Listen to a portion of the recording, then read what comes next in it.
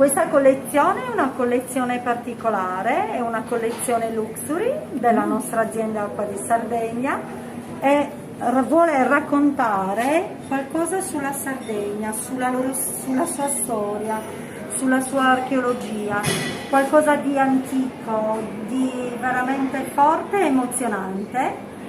E già il nero della bottiglia ci racconta di questa terra antica che è la Sardegna, ricca nel suo sottosuolo, e infatti il nero ci ricorda l'ossidiana, un vetro vulcanico, e poi ogni bottiglia sprigiona un'emozione diversa, proprio sulla storia e sulla tradizione sarda.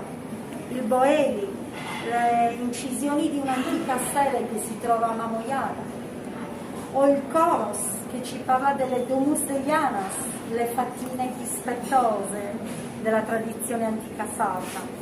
Il Lo, un profumo che sprigiona dei sapori antichi come lo zafferano e che ci racconta della sua storia antica come quella dei Murali.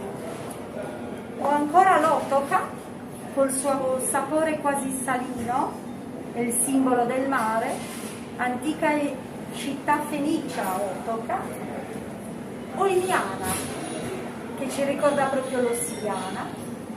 E poi entriamo nella città del sole, in Carali. Carali, antica città del sole, come chiamavano i fenici Crli, che poi è diventata Calalis per i romani. E poi il Nixias.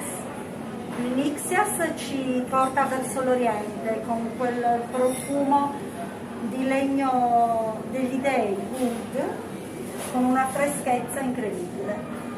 E questa è la nostra appunto collezione più preziosa. È quella che c'è in fondo?